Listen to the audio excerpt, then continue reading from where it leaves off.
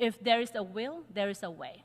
Rohingya should never, ever erase the destruction that has been caused to the Rohingya. Why do we see these patterns happening over and over again? Over the past 8 years, millions of Rohingya have been violently displaced from what they once knew as home. I was forced to flee my home when I was only 14 years old, and I spent over 6 years in the world's largest refugee camp in Bangladesh, Cox's Bazar. The Cox's Bazar refugee camp is oftentimes described as the most dangerous, overcrowded, and unsafe place on earth. People are starving. Larger population is more than half of them largely dependent on the humanitarian aids that they're receiving from UN agencies, donors, and welfare programs, for example. I decided to speak up on behalf of my community members because millions of them are left behind with no voice or justice. It is very important for us to be in the front line and to be their own voice and to be able to speak. President, Excellencies, civil society colleagues, my fellow Rohingya and people of Myanmar, I am honored to speak to you today. My name is Wei Wei Nu. I am the founder and executive director of Women's Peace Network, an organization advancing human rights, justice, gender equality, and peace.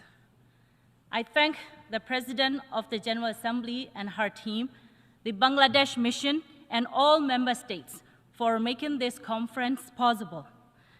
This is a historic occasion for Myanmar, but it is long overdue. Our people have suffered enough. For ethnic minorities from Kachin to Rohingya, the suffering has spanned decades. Decades of displacement, oppressions, violence, and decades of inactions on war crimes, crimes against humanity, and genocide. That cycle must end today. The conference must be the beginning of change, of a lasting solution over a temporary fix, one that is grounded in a pathway for the future that people of Myanmar define. We cannot just walk away from today after a series of statements. Instead, we need a concrete follow-up mechanisms, one that ensures sustained monitoring of the result of today's conference, clear benchmarks, and above all, the meaningful inclusions of the community's voices in all decisions about their futures. And it must immediately end the ongoing killing fields in Myanmar. As I speak, the Burmese military junta is continuing to commit mass atrocities all across the country. Airstrikes are killing women and children, youth are being forcibly conscripted, political prisoners are tortured, women and girls and LGBTQI+ people are raped as weapon of war. In Rakhine State, after decades of genocide, the Rohingya are facing a total, complete destruction. The junta Bloc 8 recruits Rohingya as human shield and continue systematic persecution. The genocide did not end in 2017. It has worsened. Rohingya are now being targeted by Arkan Army, the AA. Over the past 2 years, the AA has seized control of much of Rakhine, including the North and Bangladesh border. Despite promises, its actions mirror the junta: massacre, arson, torture, forced recruitment, forced transfer of people, and sexual violence. It is now denying aid to the Rohingya and is systematically starving them to death by confining them and restricting their movement. In northern Rakhine State, there has been no UN or international aid for over a year. Like the military, the AA is denying its atrocities, even publicly bashing UN reports on Myanmar. And like the military, the AA is denying the Rohingyas' indigenous identity, calling the Rohingya everything but their name.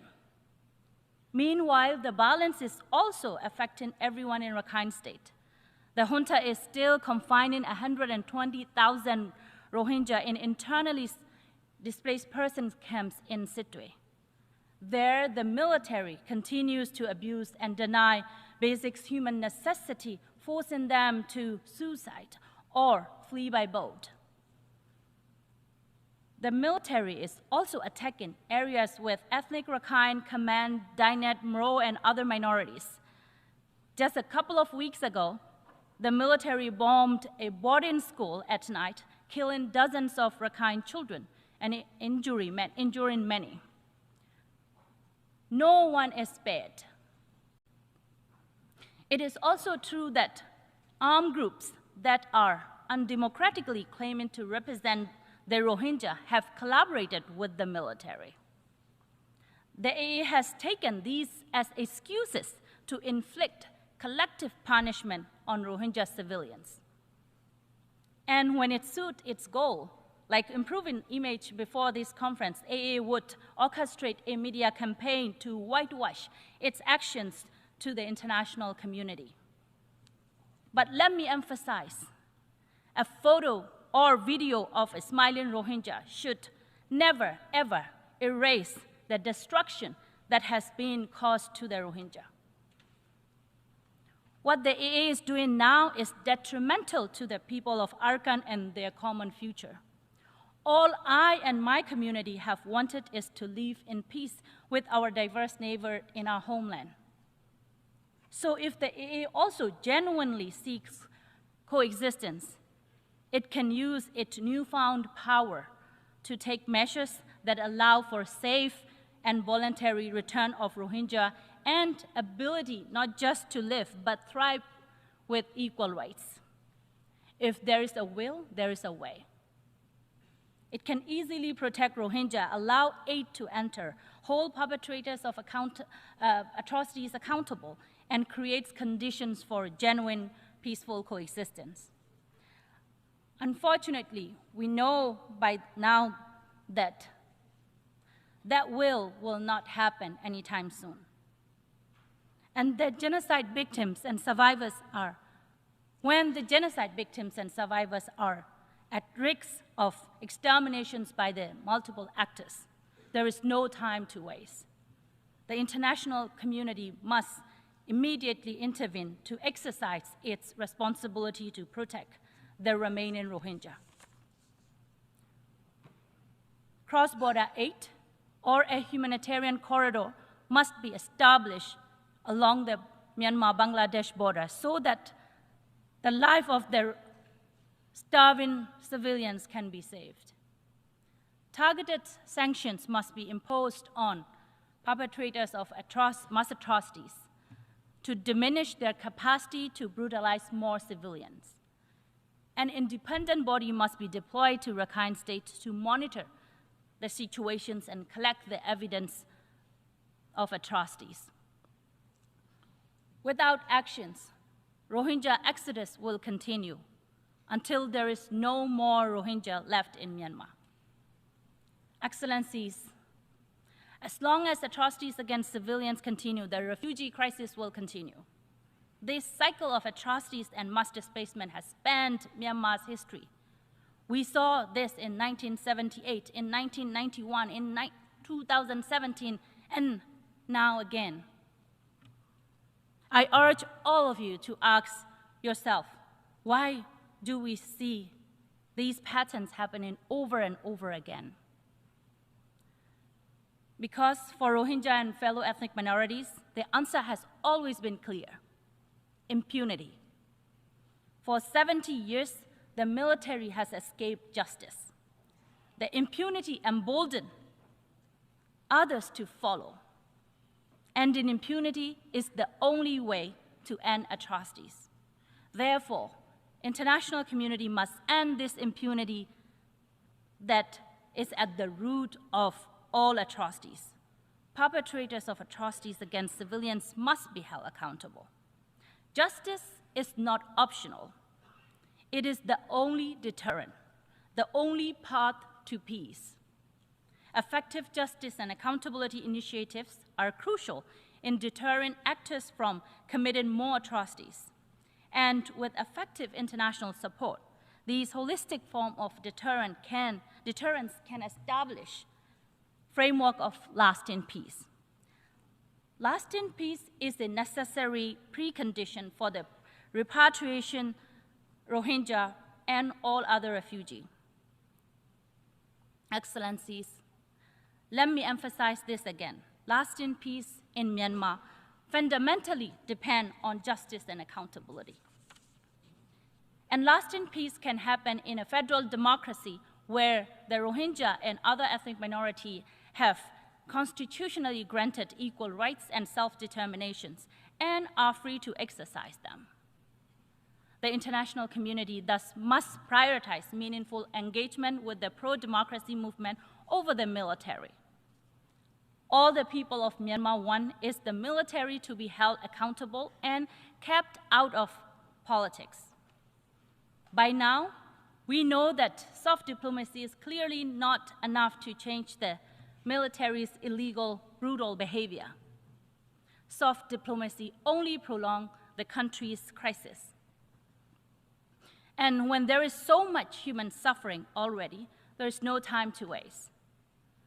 The international community must take all measures to dismantle its failed approach and build a practical one. I thus urge the international community to move beyond ASEAN five-point consensus. It has failed the people of Myanmar over 4 years. There is no consensus as long as the military is free to violate it. The international community must condemn the military's upcoming sham election. Accepting election as an exit strategy will only bring more violence, thus more refugees from Myanmar. Ultimately, creating conditions for more mass displacement is impractical, especially when the will and capacity to protect refugees is diminishing. From Bangladesh to Malaysia, funding cuts have devastated the life of over 1 million refugees, as well as the hundreds of thousands of more people in exile from Myanmar. Government must immediately resume their life-saving aid and expand it. Steps must be taken to strengthen refugees' resiliency.